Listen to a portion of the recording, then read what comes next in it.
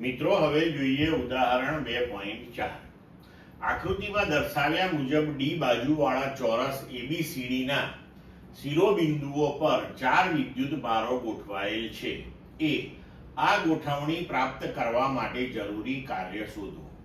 બી, 4 વિદ્યુત ભારોને તે શિરોબિંદુઓ પર જકડી રાખીને વિદ્યુત ભાર Q0 ને ચોરસના કેન્દ્ર પર લાવવામાં આવે છે. આ માટે વધારાનું કેટલું કાર્ય જરૂરી છે? તો હવે આપણે 4 વિદ્યુત ભારોથી બનેલું તંત્ર તૈયાર કરવાનું છે. તો આપણે એક પછી એક વિદ્યુત ભારોને જુદા જુદા સ્થાનો ઉપર ગોઠવીએ. એટલે કે પહેલા આપણે +Q વિદ્યુત ભારને એ બિંદુએ લઈ આવીએ અને ત્યારબાદ -Q, +Q અને -Q ને અનુક્રમે B, C અને D બિંદુએ લઈ આવવા માટે કરવું પડતું કાર્ય ગણીએ. એટલે અનંત અંતરેથી આપણે એ વિદ્યુત ભારોને જે તે બિંદુએ લાવવાના છે અને તે માટેનું કુલ કાર્ય ગણી અને પછી બધા જ કાર્યોનો સરવાળો કરીએ તો આપણને કુલ કાર્ય મળે. હવે સૌથી પહેલા +Q વિદ્યુત ભારને અનંત અંતરેથી એ બિંદુએ લઈ આવવા માટે કરવું પડતું કાર્ય. તો એ વખતે તો કોઈ વિદ્યુત ભાર હાજર જ નથી, કોઈ વિદ્યુત ભાર નથી એટલે એ બિંદુએ કોઈ ક્ષેત્ર નથી, કોઈ સ્થિતિમાન નથી.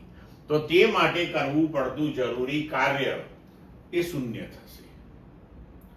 હવે આપણે -Q વિદ્યુત ભારને B બિંદુએ લઈ આવવા માટે જરૂરી કાર્ય ગણીએ. તો જ્યારે -Q ને આપણે B બિંદુએ લાવીએ ત્યારે +Q વિદ્યુત ભાર એ બિંદુએ હાજર છે. તો +Q નું B પાસેનું સ્થિતિમાન કેટલું થશે? તો કે Q/R પ્રમાણે આ અંતર જે છે એ D છે, આપણને આપેલું છે. તો KQ/D એ થયું સ્થિતિમાન, એટલે કે Q/4πε0D. હવે આ સ્થિતિમાન ગુણ્યા -Q વિદ્યુત ભાર જેને આપણે B બિંદુ પાસે મૂક્યો છે. તો -Q * B પાસેનું સ્થિતિમાન બરાબર -Q²/4πε0D. હવે આપણે +Q વિદ્યુત ભારને C બિંદુએ લઈ આવવા માટેનું કાર્ય ગણીએ. તો એ વખતે A અને B પાસેના વિદ્યુત ભારો હાજર છે. તો હવે એ કુલ કાર્ય કેટલું થશે? તો કે C પરનો વિદ્યુત ભાર ગુણ્યા C પર A અને B બંનેનું સ્થિતિમાન. બરોબર? તો હવે C પરનો વિદ્યુત ભાર +Q, હવે A નું C પાસેનું સ્થિતિમાન અને B નું C પાસેનું સ્થિતિમાન.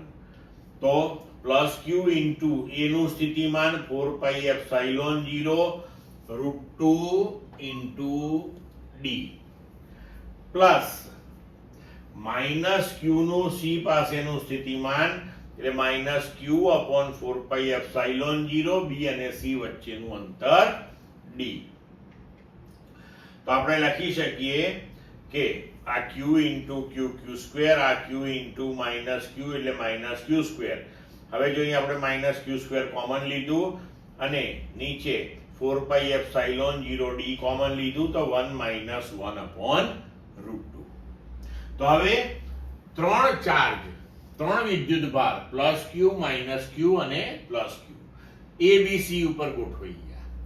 હવે ચોથો વિદ્યુત ભાર -Q ને આપણે D બિંદુએ ગોઠવવા માટે કરવું પડતું કાર્ય ગણીએ. બરોબર? તો એ વખતે A, B અને C ના વિદ્યુત ભારો હાજર છે. તો આપણે લખી શકીશું કે એ પ્રક્રિયામાં થતું કુલ કાર્ય એટલે D પરનો વિદ્યુત ભાર ગુણ્યા A, B અને C એની પર રહેલા વિદ્યુત ભારોને લીધે D પરનું કુલ સ્થિતિમાન. બરોબર? તો હવે D પરનો વિદ્યુત ભાર જે છે એ -Q, A નું D પરનું સ્થિતિમાન +Q 4/4πε0D પ્લસ બી પર જે વિદ્યુત ભાર છે -q એનું ડી પાસેનું સ્થિતિમાન -q/4πε0d√2 પ્લસ સી નું ડી ઉપરનું સ્થિતિમાન તો કે q/4πε0d. ફરીથી આપણે -q²/4πε0d કોમન લઈએ તો 2 - 1/√2 અહીંયા થઈ જશે. હવે કુલ કાર્ય, આખું તંત્ર તૈયાર કરવા માટે લાગતું કુલ કાર્ય, તો કુલ કાર્ય આપણું થશે હવે બધા જ કાર્યોનો સરવાળો. તો -q²/4πε0d કોમન, તો 0 + 1 + 1 - 1/√2 + 2 - 1/√2. તો આપણો જવાબ થશે -q²/4πε0d into 4 - √2. હવે વ્યાખ્યા અનુસાર આપણે કહી શકીએ કે આ તંત્ર તૈયાર કરવા માટે જે કરવું પડતું કુલ કાર્ય છે એ તંત્રની અંદર સ્થિતિ ઊર્જા સ્વરૂપે સંગ્રહિત થાય છે. તો આ થઈ જશે વિદ્યુત ભારોના તંત્રની કુલ સ્થિતિ ઊર્જા.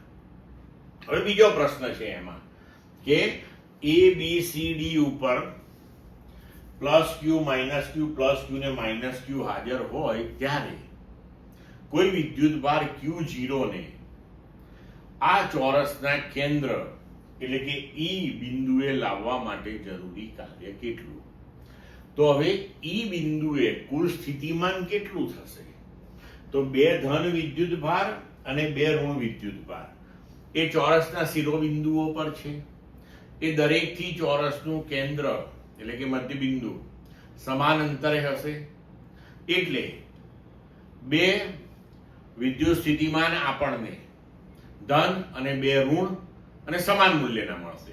એટલે કુલ સ્થિતિમાન ત્યાં શૂન્ય થશે, અને કુલ સ્થિતિમાન શૂન્ય થશે એટલે Q0 ગુણ્યા E બિંદુએ A, B, C અને D બિંદુઓ પર રહેલા વિદ્યુત ભારોને લીધે મળતું કુલ સ્થિતિમાન એ તો શૂન્ય છે. તો તેના માટે કરવું પડતું કાર્ય એ શૂન્ય થાય. એટલે E પર કોઈ Q0 વિદ્યુત ભારને લઈ આવવા માટે કોઈ કાર્ય કરવું પડતું નથી. ક્લિયર મિત્રો?